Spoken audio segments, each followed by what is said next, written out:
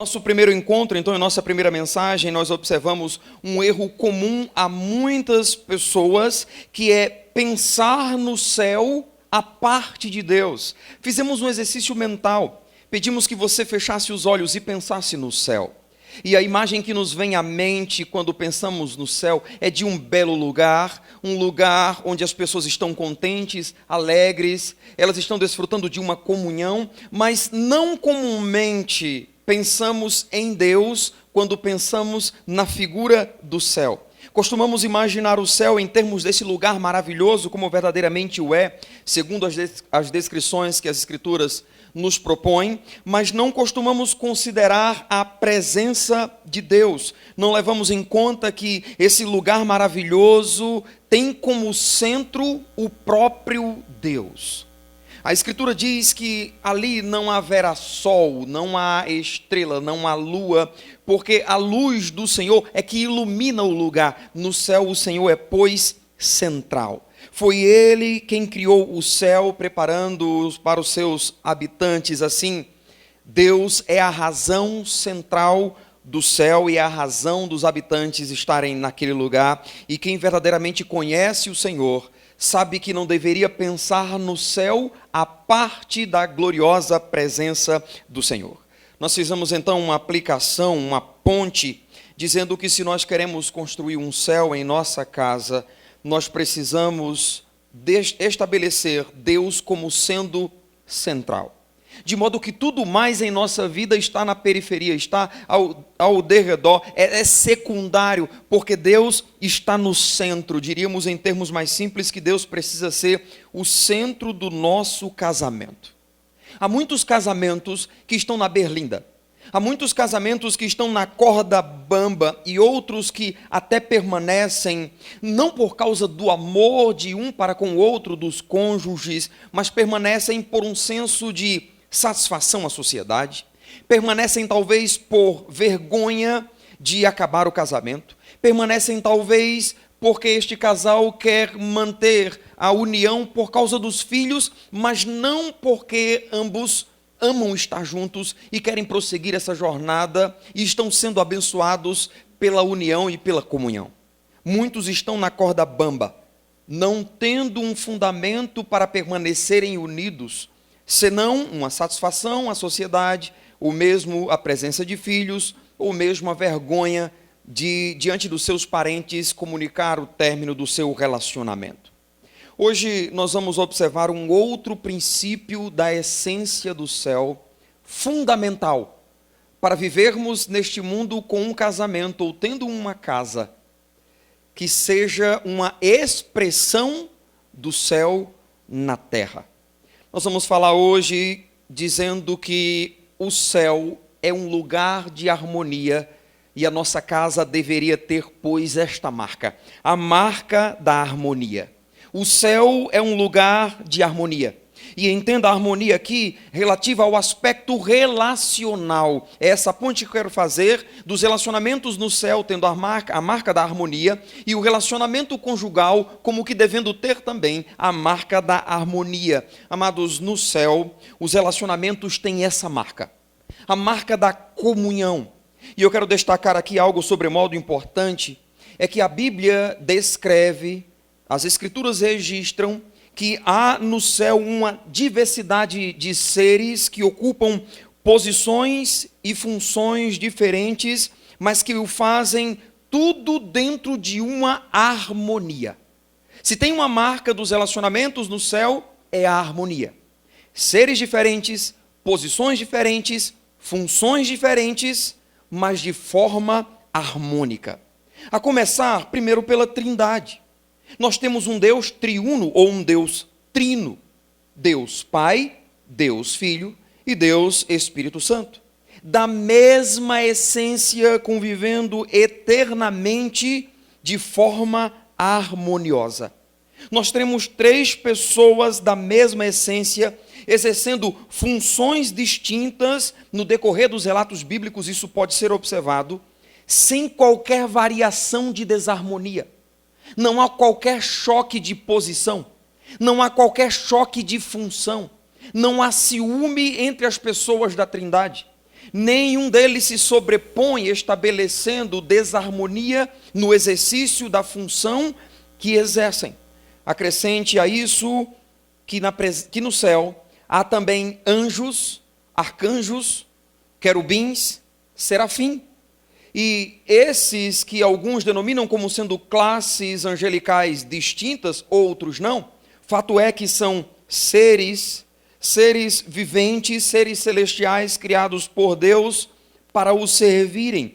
Além desses, há também 24 anciãos que estão ali, vivendo de forma harmoniosa, tendo Deus como central e exercendo uma adoração e exaltação de caráter constante e contínuo.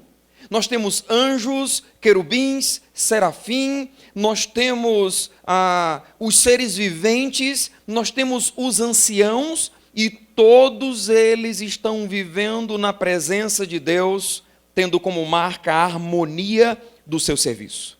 Diríamos, ao olhar para o céu, que harmonia maravilhosa.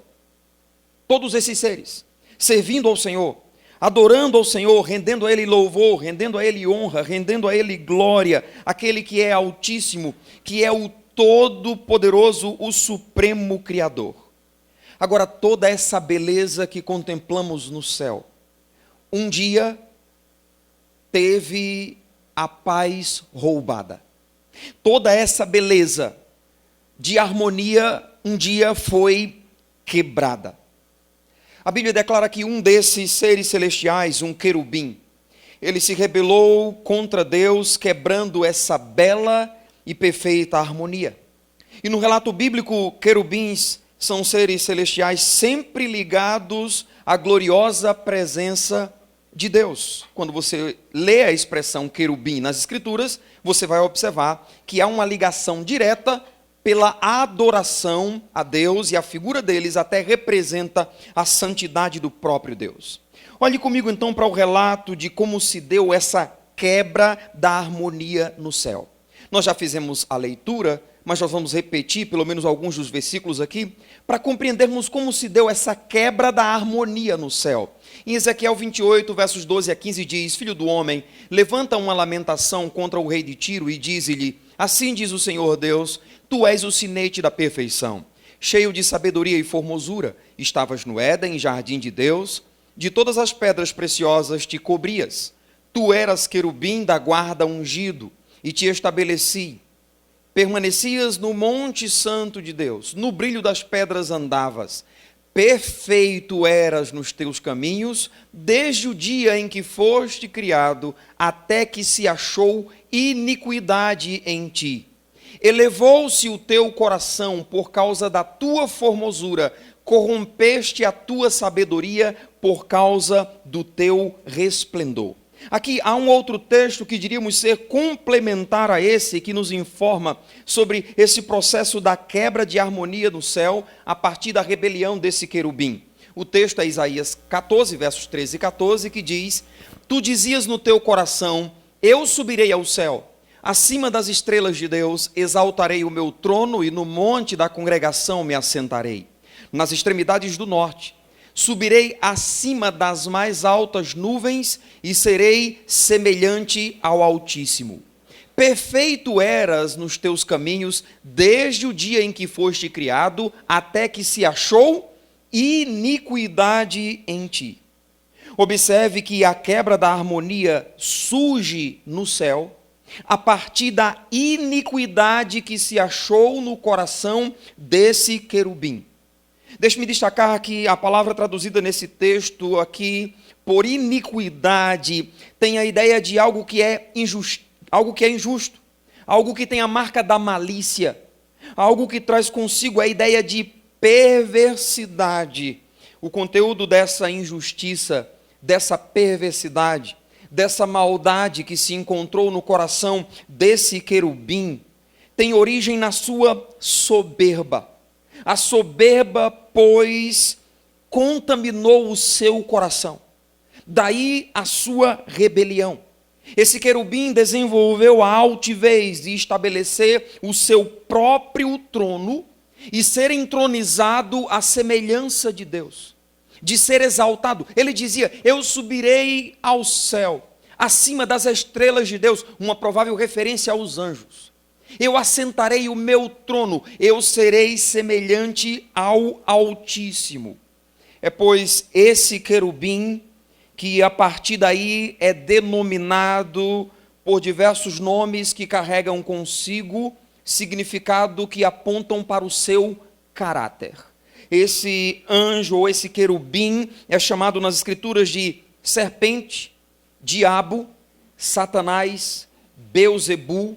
Ele é chamado de sedutor das nações, Deus deste século, príncipe deste mundo, grande dragão. São nomes que trazem consigo expressões do seu caráter. Então, tal intento, ainda que por um pouco, trouxe desarmonia no céu. A beleza da harmonia foi quebrada. Então se uniram a este querubim agora caído, se uniram a ele anjos que, cegos pela rebeldia, abandonaram o propósito inicial para o qual foram criados, que era render glória ao Senhor e servir ao Senhor. Eles então, por causa da sua rebeldia, Deus os precipitou ao abismo de trevas. O apóstolo Pedro diz em 2 Pedro capítulo 2, versos 4 e seguintes, que Deus os lançou num abismo de trevas, reservando-os para o dia do juízo. Então, uma vez expulso do céu, o relato bíblico diz que em dada ocasião, este querubim agora caído, denominado de serpente, tem um encontro com Eva e a engana. Eva, diante da negligência do seu próprio esposo, ela é iludida pelo diabo com a proposta que ele tinha no seu próprio coração de ser semelhante a Deus. Foi assim que Deus disse, na verdade não é assim, é que ele sabe que quando você comer, os seus olhos serão abertos e vocês serão semelhantes a ele. Aquilo que era o intento inicial do seu coração quando estava no céu e promoveu a desarmonia, ele agora estende a Eva, que estende a Adão, e o que nós temos? A rebelião que inicialmente foi proposta no céu, agora atinge o primeiro casal, que é, ou que são, os nossos representantes federais. A partir então da rebelião de Satanás, tem-se a rebelião de Adão e Eva, o que implica automaticamente na nossa própria rebelião contra Deus. Afinal de contas, Paulo diz em Romanos 5, verso 12, que por um homem entrou o pecado no mundo, e pelo pecado a morte, e a morte passou a todos, porque todos pecaram. O desfecho, então, nós já conhecemos. Nós já conhecemos bem o relato, e por causa dessa rebelião, veja o que Deus diz, por exemplo, à mulher. O teu desejo será para o teu marido, mas ele te governará. Ele te dominará. Observe que antes da queda não havia a necessidade de tal instrução, de a mulher ser instruída a se submeter ao seu marido, porque isto já era automático. Por ordem da criação, Adão já exercia a primazia de liderança. E agora Deus precisa instruir a mulher, porque conduzida pela rebelião, o pecado advindo agora em seu coração, resultou em rebeldia, em desarmonia, de modo que era necessário um esforço da parte dela para submeter-se à liderança do seu esposo. Mas antes do pecado isso não era necessário. Não havia desarmonia entre Adão e Eva, mas agora se fazia necessário. Por causa do pecado, a submissão de Eva a Adão estava comprometida. Essa foi apenas uma das marcas no relacionamento comprometido pela desarmonia que adveio pela rebelião ou desobediência do homem a Deus. Satanás então conseguiu estender a sua rebelião ao homem, e desde então toda rebeldia se tornou como que originando-se nesta primeira rebelião, que inicia-se primariamente no céu e se estende à terra, alcançando o homem. Assim, deixe-me dizer algo que talvez seja difícil você ouvir, mas você precisa. Quando você olhar para a rebeldia de Adão e Eva e sua desobediência, e então você encarar como está o seu lar, sendo mais direto, uma casa, ou um casamento que tem como marca a desarmonia é um lar que está expressando o intento inicial de Satanás no céu. Uma casa marcada pelas discussões. É uma casa que está expressando a rebelião que inicialmente foi estabelecida no céu por aquele querubim, hoje denominado de diabo, Satanás, antiga serpente, o sedutor do mundo. Então você está acompanhando o raciocínio? A desarmonia de um casamento é a clara expressão da desarmonia promovida pelo diabo no céu e mais tarde estendida por meio do pecado ao homem quando este desobedeceu a Deus. O que nós temos é que nas palavras de Paulo, o pecado passou a todos, todos estão encerrados numa mesma condição. Assim, em um casamento, nós temos a união de dois pecadores, e se um pecador já causa problema, dois que se unem, é pecado ao quadrado. Porque cada um de nós levamos conosco a nossa natureza pecaminosa para o casamento, e o resultado inevitável é desarmonia. O casamento tem essa face de trazer consigo a união de dois pecadores que inevitavelmente, em dada oportunidade, vai viver de forma desarmoniosa. Note que o casamento começa bem. Descreveríamos o casamento em termos de um paraíso, talvez um conto de fadas, um encanto. Como é bonita a festa, como é bela a ornamentação, como é bela a programação. E então o privilégio que um casal tem de ir para a sua lua de mel, de agora habitar em uma casa que eles construíram ou mesmo estão alugando. Mas que coisa boa, aqui é o meu pedacinho do céu. Mas com o tempo o paraíso ganha status, muitas vezes, de inferno. O encanto vai se acabando e o conto de fadas muitas vezes se torna um filme de terror quando a desarmonia se estabelece numa casa. Aqui então está a fonte da desarmonia no lar. Qual é o problema? É o coração daqueles que compõem o casamento. O coração do problema é o problema do coração. É a soberba, é a altivez, é o orgulho, é o egoísmo, tudo aquilo que estava presente inicialmente naquele querubim que se rebela contra Deus lá no céu e que se transformou no diabo, se faz presente no casamento. Mesmo que, ou ainda que, não na mesma esfera, mas será um reflexo direto do que acontece no céu. Por exemplo, é a soberba e a arrogância de um cônjuge que nunca, ou talvez quase nunca, pede perdão pelos erros que comete. Apesar de em seu coração ter certeza que está errado. Tem cônjuges assim, marcados pela arrogância, marcado pela soberba, que erra, mas não volta atrás, que não pede perdão, que o outro tem sempre que se humilhar. Fica emburrado 1, 2, 3 dias, mesmo sabendo o que está errado. É arrogante, é soberbo, como se não errasse. E o que é isso? É um reflexo da soberba que estava no coração de Satanás, quando se rebela contra Deus. É o egoísmo de um cônjuge que só se preocupa com o seu próprio bem-estar e desconsidera o bem-estar do outro. São os seus sonhos, são os seus anseios, são as suas vontades, são os seus desejos e não o do outro. Muitas vezes há cônjuges que sacrificam o bem-estar da sua própria família para estabelecer o seu bem-estar. Por quê?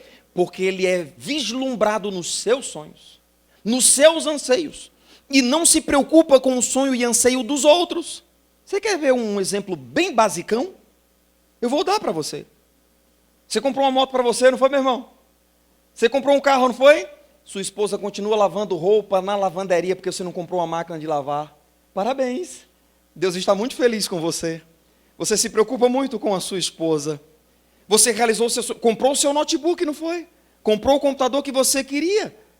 Você realizou o seu prazer. Diga-me, o que você fez pela sua esposa? E o que é isso? O egoísmo é uma expressão do que estava no coração de Satanás inicialmente no céu, de se evidenciar, de fazer o que era do seu prazer, de desconsiderar a harmonia que o céu tinha. Ele quebrou, por quê? Por causa dos seus desejos. Tem cônjuges destruindo a harmonia da sua casa simplesmente pelo seu egoísmo. É a arrogância de um cônjuge que exige do outro uma espécie de tratamento como se ele fora um Deus. Tem cônjuges agindo assim. Por exemplo, é um homem que quer controlar até os pensamentos da esposa. Infelizmente, há mulheres terrivelmente oprimidas, que sentem-se como que acuadas diante da arrogância do seu esposo. Por outro lado, é uma mulher que quer exercer a primazia na liderança de sua casa. Tudo tem que ser do jeito dela, e ela é sobremodo opiniosa, de modo que o homem, para evitar o choque, o conflito, o que ele faz? Ele silencia. Afinal de contas, o que a sua esposa disser está dito, porque ela é rainha e o seu esposo é mero coadjuvante, isto é, ele é um personagem secundário. Ele está sempre em segundo plano. E o que é isso? Se não a arrogância que estava presente no coração de Satanás quando se rebelou contra Deus no céu. É a insensatez dos cônjuges quanto à forma de resolver os conflitos no seu lar. É a insensatez dos cônjuges na resolução de conflitos em sua casa, irmãos, amigos. Há casais cuja marca da resolução dos conflitos é a gritaria, é a agressão verbal. Há casais cujos vizinhos já conhecem bem o clima da casa. Porque quando eles vão tratar um problema, do outro lado da rua todo mundo ouve.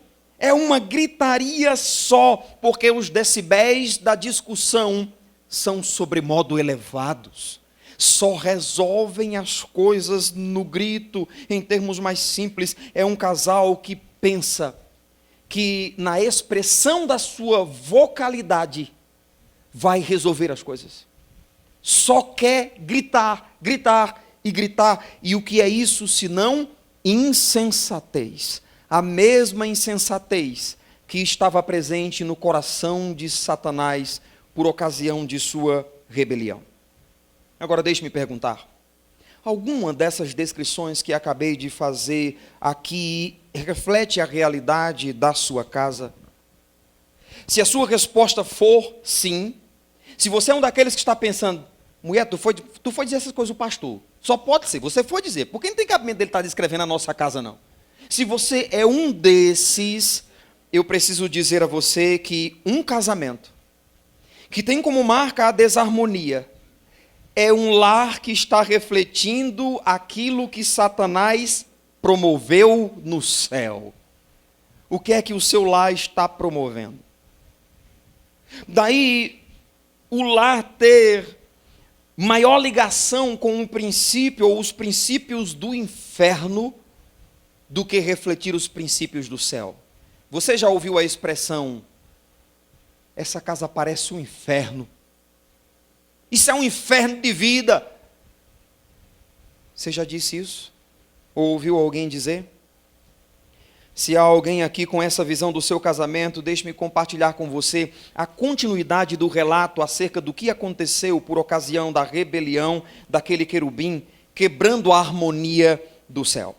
O que acontece lá pode acontecer também no seu casamento. E sabe o que acontece lá no decorrer do relato? Nós temos que Deus restabeleceu a harmonia, porque Deus é Deus de restauração. Eu vou repetir isso. Por ocasião da rebelião de Satanás no céu, Deus restabeleceu a harmonia, porque Deus é Deus de restauração.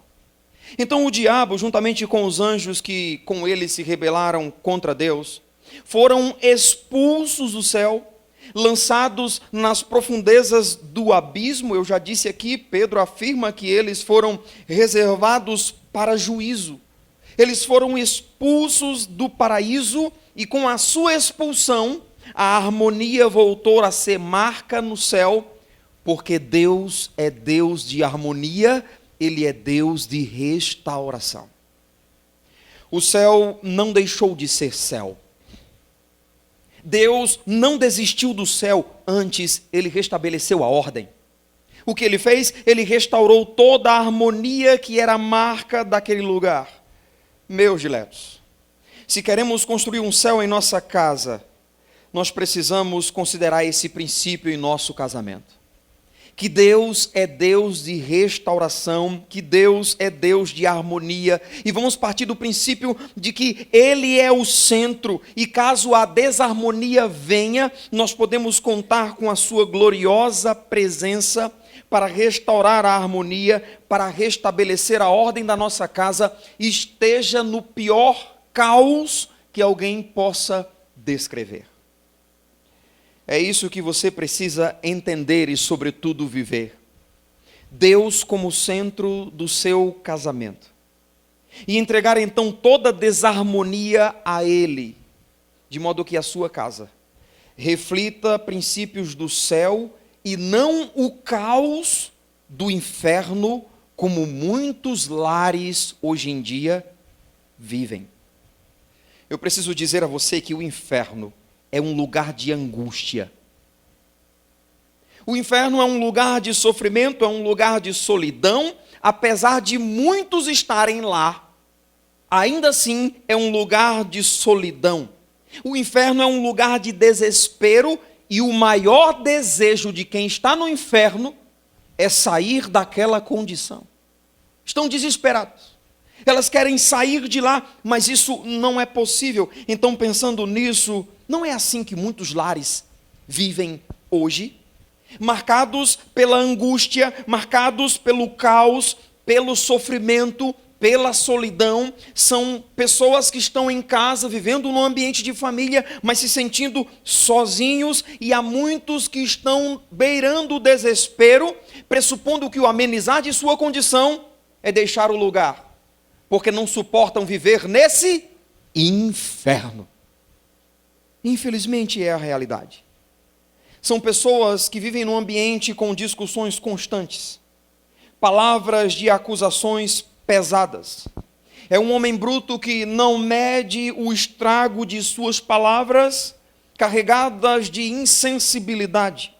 São mulheres que gotejam continuamente desrespeito sobre os seus maridos, e por vezes os filhos estão de camarote, assistindo à tratativa de um pai para com a mãe, de uma mãe para com o pai, de um esposo para com a esposa, de uma esposa para com o seu marido. E nessa ocasião, diríamos, Deus não tem qualquer prazer nessa desarmonia, porque Deus é Deus de harmonia e não de confusão. Ó casal que vive em discussão, se você está aqui e é um desses casais que a marca do seu casamento é briga, será que você não percebe que de longe você está refletindo o que é a harmonia do céu? Será que você não percebe que a dinâmica que tem regido o seu matrimônio são princípios que advêm da rebelião de Satanás quando quis causar a desarmonia no céu? Sabe, queridos, há casais que estão tão habituados em conviver de forma desarmônica, que quando alguns dias desfrutam de harmonia, eles estranham. O que está acontecendo? Já faz 3 dias que a gente não briga. Tem alguma coisa errada aí. E olha que a gente está até se falando. Não, o que está acontecendo? Porque é tão comum de verem numa dinâmica de discussões, que ficar alguns dias sem ela torna-se espanto. Deixe-me dizer uma coisa. Primeiro, alguém que vive assim, isso não é vida. Segundo, essa não é a vontade de Deus para o casamento. E terceiro, essa não é a realidade de todo casamento como alguns presumem ser.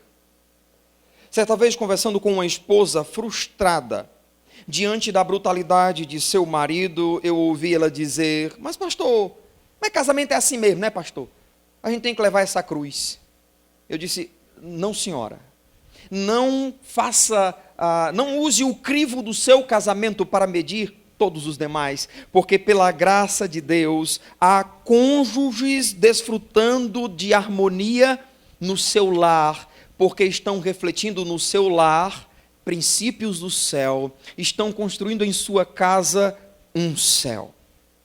E diríamos que não há harmonia por anulação, como alguns casais vivem. Você sabe o que é a harmonia por anulação, não é? Harmonia por anulação é quando eu estou insatisfeito, mas eu quero evitar o conflito, e eu estabeleço uma política da boa vizinhança. Eu tenho muito a dizer, mas eu não digo, porque se eu disser, eu quebro a harmonia. Então o que eu faço? Eu me calo, eu me anulo, eu sofro sozinho. É uma esposa que por vezes está deixando crescer no íntimo do seu ser uma árvore cujas raízes são sobremodo profundas de amargura. É um esposo totalmente insatisfeito, mas que não segue o que o salmista disse quando disse: portas adentro da minha casa terei coração sincero. Marido e esposa tem que ter como marca a sinceridade no seu relacionamento. Isso inclui falar a verdade. Mesmo que isso traga conflito, mas que o conflito seja estabelecida a resolução de forma sábia, debaixo do temor ao Senhor. A experiência mostra que geralmente cônjuges que se anulam um dia explodem, não suportam. Há uma explosão de amargura e o derramar de uma série de acusações, de assuntos pesados registrados na história do casal, que não foram resolvidos e que agora, quando vem à baila, talvez já não haverá resolução. Por quê? Porque não foi resolvido, não teve a devida tratativa, porque alguém se anulou, decidiu se calar, quando deveria conversar e resolver. Infelizmente, aqui um alerta para mulheres que estão beirando a depressão, porque não têm coragem de dizer a seus maridos de suas necessidades, porque tem um esposo insensível, bruto, que não corresponde com as necessidades da esposa. Aqui um alerta para homens, que por vezes não estão satisfeitos sexualmente com a sua esposa. A esposa que passa 15 dias, às vezes um mês, e está nem aí, se fizer amor bem, se não fizer também não estou nem aí. E maridos com uma necessidade latente de não ter coragem de dizer à esposa: ei minha filha, o negócio está ficando difícil. Não tem coragem, porque tem medo, e muitas vezes algumas esposas insensíveis: ei, você é doente por sexo? Não, pastor, não tem condições não. Esse homem de cada 2 dias, 3 dias quer fazer algo amor comigo. Faça, minha irmã. É bênção. Eu costumo dizer o seguinte: um marido crente tem como fonte de satisfação sexual unicamente a sua esposa, ou pelo menos deveria ter. Nós somos distintos dos homens do mundo, porque nós temos, deixe-me ilustrar, um potinho de satisfação sexual. O homem crente guarda os seus olhos, como Jó 31, versículo 1, ele disse: fiz uma aliança com os meus olhos, como pois os poria numa donzela. A nossa fonte de satisfação é a nossa esposa. Naquele mesmo capítulo, Jó disse: se eu me entreguei às mulheres, se eu depositei o meu olhar sobre outra mulher, que venham os homens e se lancem sobre a minha. Ele tinha um compromisso único com a sua esposa. Um marido insatisfeito, ele vai buscar fontes alternativas de satisfação. Então, um alerta para as esposas. Está difícil na sua casa? Fazer amor é uma vez por mês. E olhe lá. Seu esposo tem que ficar mendigando para fazer amor com você. Você sempre está cansada, com dor de cabeça ou outra coisa qualquer. E aí você acha que está normal? Eu preciso dizer a você, mulher, como homem. Se um homem estiver insatisfeito, ele buscará fontes alternativas de satisfação. Ele beberá do seu olhar das mulheres mal vestidas na rua. Ele acessará pornografia na sua escravidão, distante dos seus olhos, aí você vai dormir, deixou o seu marido assistindo um filme sozinho, é só um filme que ele está assistindo e você está cansada, você foi deitar e você não sabe para os mares que ele navegou enquanto você dormia, porque você não está satisfazendo o seu marido. E sabe o que é isso? Desarmonia. São esposas que passam anos sem conseguirem chegar a um orgasmo. E o esposo não está nem aí para isso, desde que ele se satisfaça. Insensível, bruto, isso é desarmonia. Isso é egoísmo. O que importa é eu me satisfazer. Me satisfiz, eu viro para o outro lado e durmo. Sabe o que é isso? Desarmonia. Você entende isso? Se um casal quer construir um céu em sua casa, terá que desenvolver em seu casamento uma visão de harmonia. E note que esse desenvolvimento não é mágico. Ele perpassa por uma busca, por um desejo da harmonia da parte dos cônjuges, o que requer providências. Em outros termos, não basta simplesmente querer a harmonia, é preciso buscá-la. E então alguém pode dizer, como eu queria que a minha casa fosse marcada pela harmonia, como se fosse um pedacinho do céu. E o que você está fazendo para proporcionar a harmonia do seu lar, para ser um ministro da harmonia do seu lar? A Bíblia diz que a mulher sábia faz o quê? Edifica a sua casa. Uma mulher sábia é, pois, ministra da harmonia. Um homem sábio é, pois, ministro da harmonia no seu lar. E aqui deixe-me salientar algo sobremodo importante. Na busca da harmonia, o casal precisa desenvolver o aspecto de mutualidade. Ambos buscando. Porque quando apenas um dos cônjuges está buscando a harmonia, enquanto o outro não tem compromisso, não tem desejo, não busca, nós temos uma harmonia que sempre terá limitações. É preciso desenvolver uma parceria. Antes de você dormir hoje à noite, leve essa pergunta para fazer ao seu cônjuge. Você está disposto a buscar a harmonia comigo? Você está disposta a buscar a harmonia comigo? Você viu aquilo que o pastor falou? Era a nossa casa. Você está disposto a partir de hoje buscar a harmonia comigo?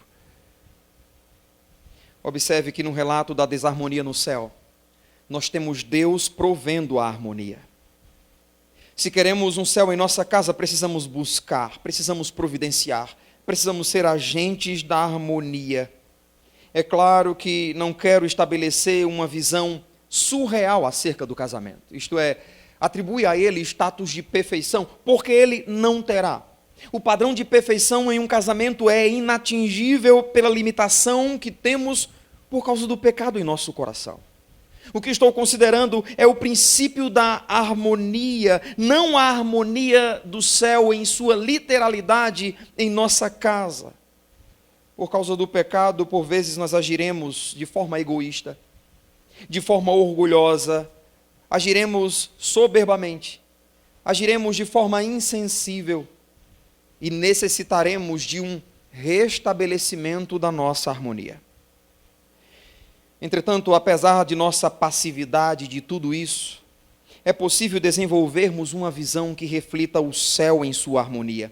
Isso porque Deus nos propõe elementos em sua palavra que se constituem instruções para vivermos de forma harmônica.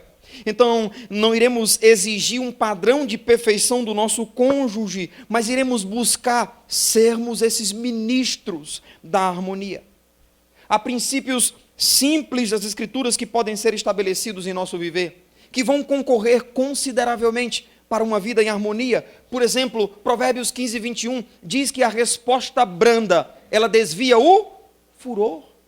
Mas a palavra dura, o que ela faz? Ela suscita ira. E a ira é um elemento crucial para quebrar a harmonia. Aqui, muito eficaz para aqueles momentos de discussões que um casal tem. Qual é a sua reação? Tem esposas se tremendo quando começa uma discussão, porque o marido tem a síndrome de Hulk. O camarada é tranquilo, tranquilo, mas quando ele está com raiva, é um monstro. A palavra branda desvia o furor. Seu cônjuge lhe agrediu, usou palavras duras, pesadas. No meio da discussão, você para e diz: eu quero dizer para você que mesmo você dizendo essas palavras, eu amo você. Você é o meu esposo, você é minha esposa. E não é a vontade de Deus que eu diga a você as palavras que você está me dizendo. Mas sabe o que acontece ao invés disso? Nosso ego ferido, nos sentindo afrontados, nós queremos retribuir na mesma moeda, porque nós não queremos sair perdendo. Queremos dar a última palavra. Então tem um jogo de ping-pong. Esposo diz uma, esposa diz duas, esposas dizem duas, maridos dizem três, e começa a briga, a desarmonia. E o prejuízo é terrível, porque ainda não teve a capacidade de parar e raciocinar. Sabe de uma coisa? A gente vai discutir, vai chegar um ponto que vamos ter que se resolver. Porque vamos fazer o quê? A gente é crente, a gente não se separa, né? Ou pelo menos não devia. Então vamos resolver. Sabe, muitas vezes nós precisamos lutar contra o nosso orgulho. E rapaz, eu estou ouvindo, e eu tinha tudo para metralhar, mas agora você vai ouvir. Peraí.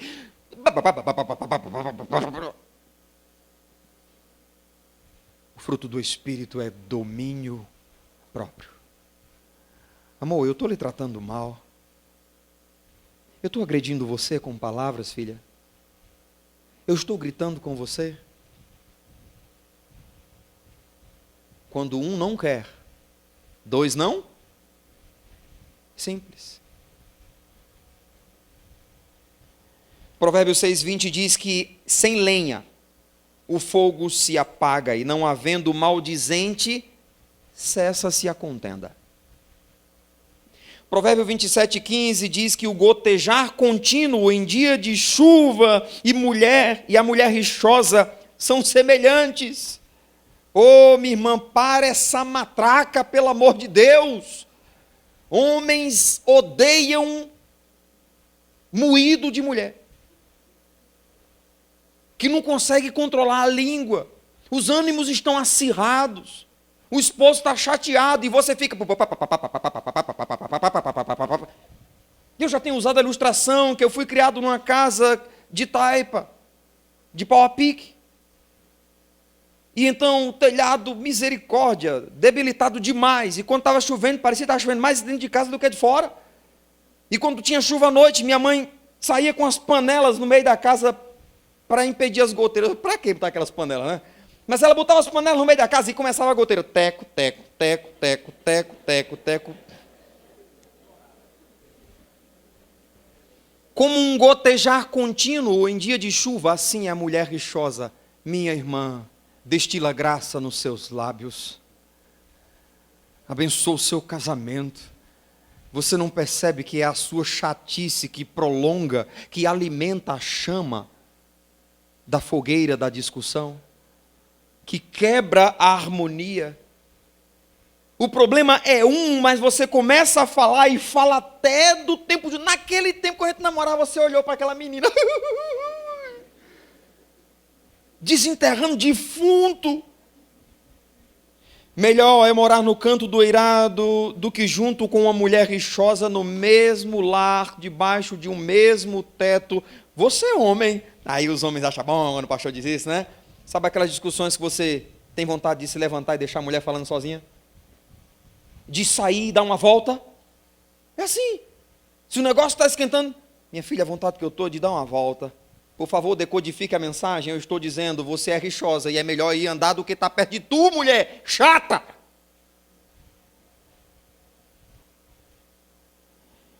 Alguém pode dizer, olhando para todas essas coisas, eu não consigo.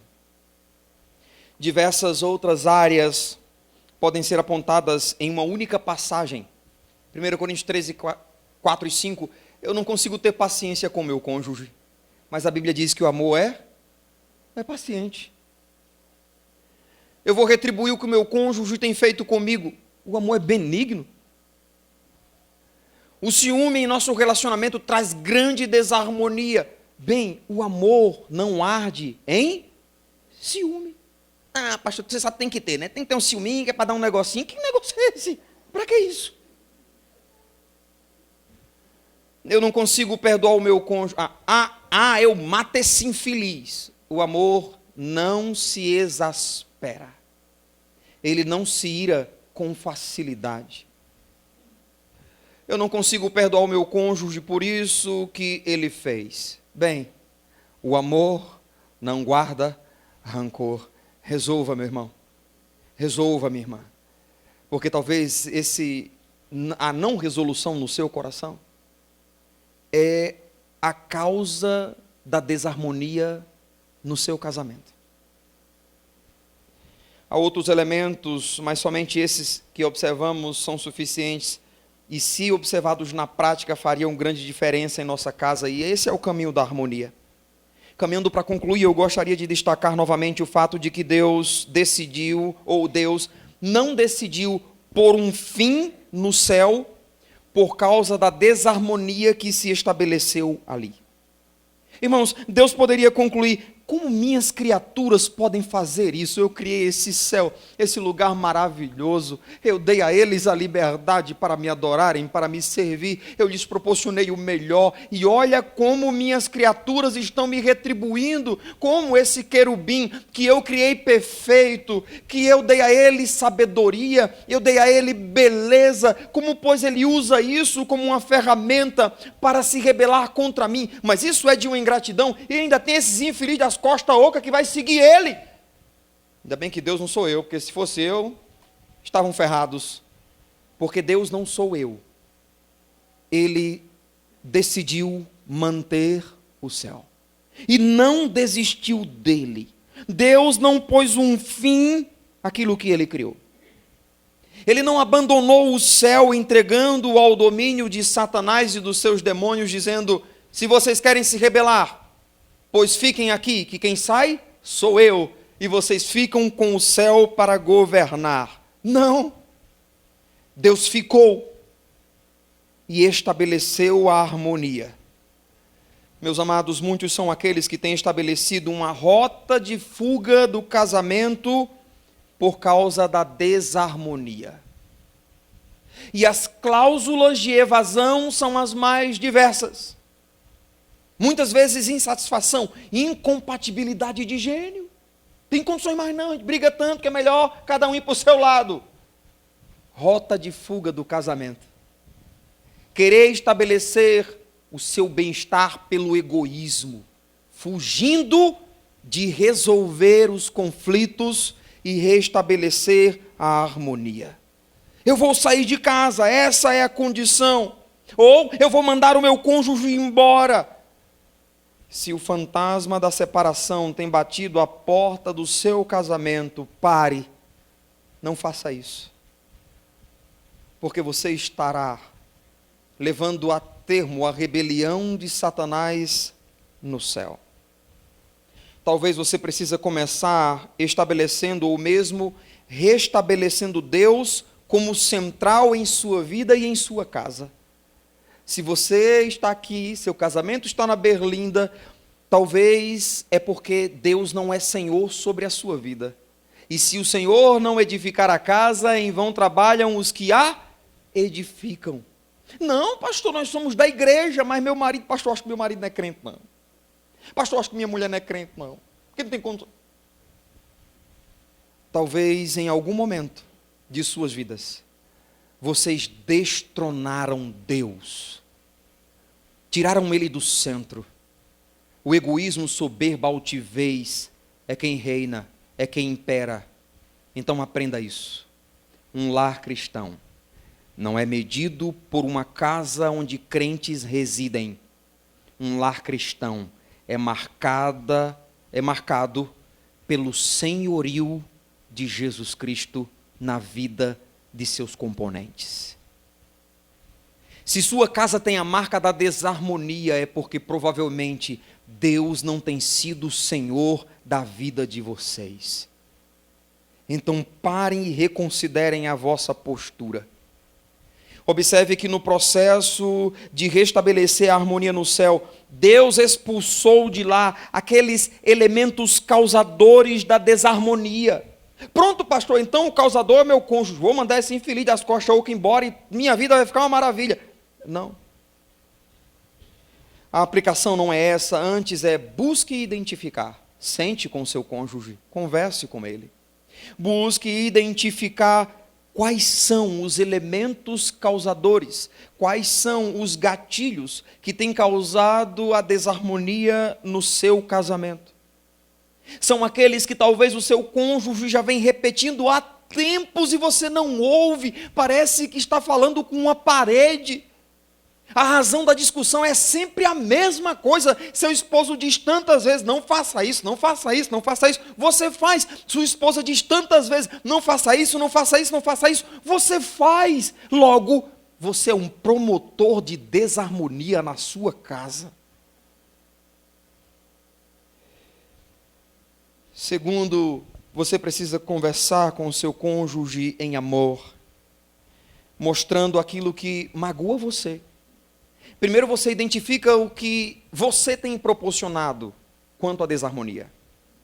Segundo, você conversa com o seu cônjuge em amor, perguntando, você está disposto a buscar a harmonia comigo?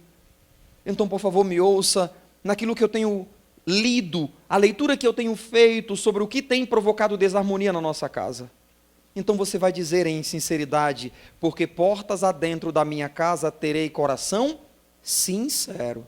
Aí você diz para o seu esposo, aí você diz para a sua esposa, e você tem a humildade para ouvir o que o seu cônjuge está falando. Cuidado com a síndrome de sempre justificar-se e não ter humildade para reconhecer. Assim que em nossa casa seja um lar marcado pela harmonia, que não significa a ausência de discussões, mas que essas não serão a marca permanente do nosso lar. Isso porque seguimos o princípio de que Deus é Deus de harmonia e é Deus de restauração. Minha esposa, venha para cá. A gente vai, eu não coloquei aqui na projeção.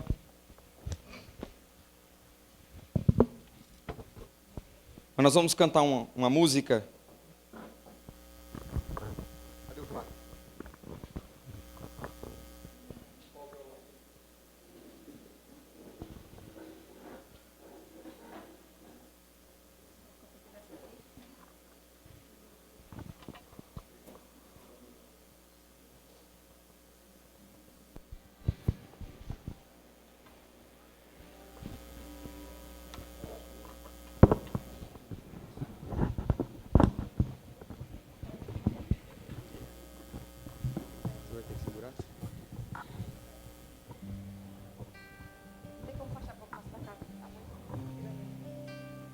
Aí. Oi, som? Eu creio que a letra dessa música vai refletir. Nós já cantamos aqui ela. A gente já cantou ela aqui, Mara disse. Eu não lembro não, mas ela tem a memória melhor do que a minha. É uma música nossa. Diz assim: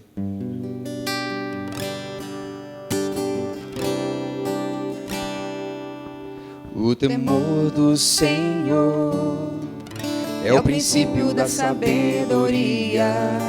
Como é bom desfrutar do seu fruto vivendo em família.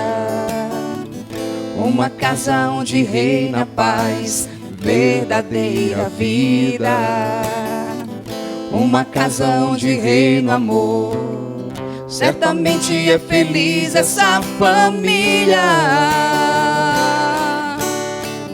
Bem-aventurada é a família que teme ao Senhor, uma casa edificada em harmonia, vivendo em amor. Sobre a rocha está firmada essa família, a rocha que é o Senhor, não há tempestade para destruí-la, pertence ao Salvador. Bem-aventurada é a família que teme ao Senhor, uma casa edificada em harmonia, vivendo em amor. Sobre a rocha está firmada essa família, a rocha que é o Senhor. Não há tempestade para destruí-la, pertence ao Salvador.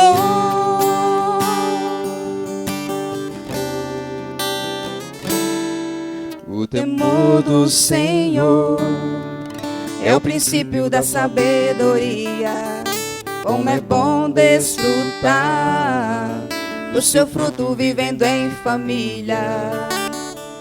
Uma casa onde reina a paz, verdadeira vida. Uma casa onde reina o amor. Certamente é feliz essa família.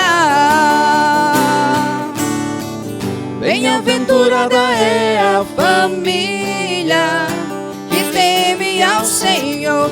Uma casa edificada em harmonia, vivendo em amor. Sobre a rocha está firmada essa família, a rocha que é o Senhor. Não há tempestade para destruí-la, pertence ao Salvador. Bem-aventurada é a família que teme ao Senhor. Uma casa edificada em harmonia, vivendo em amor. Sobre a rocha está firmada essa família, a rocha que é o Senhor. Não há tempestade para destruí-la, pertence ao Salvador. Pertence ao Salvador. Pertence ao Salvador. Nosso bom Senhor, nós te louvamos pelo privilégio que temos de conhecer-te e te servir. Obrigado pela sua palavra, Senhor. É tão bom por ela sermos instruídos. Ajuda-nos, Deus, a vivermos um casamento para a glória do Senhor, desfrutando, Senhor, de todos os benefícios dele advindos. Obrigado, Senhor, pelo companheirismo, obrigado, Senhor, pelo cuidado, obrigado pelo carinho, pelo amor que podemos desfrutar de um para com o outro. Obrigado, Senhor, pela harmonia que é estabelecida no Senhor, porque a parte de ti, Senhor, certamente não viveríamos a plenitude do que o casamento pode nos proporcionar. Senhor, abençoe cada casal aqui, Senhor, presente. Sabes das lutas, das angústias, das dificuldades, e nosso desejo e oração é que cônjuges saiam daqui essa noite com resoluções em seus corações, firmes decisões, para glorificarem ao Senhor, para refletirem em seu lar um pedacinho do céu. Oramos agradecidos em nome de Jesus. Amém. Convidar à frente os irmãos do Ministério Aliança de Amor para dar continuidade à programação.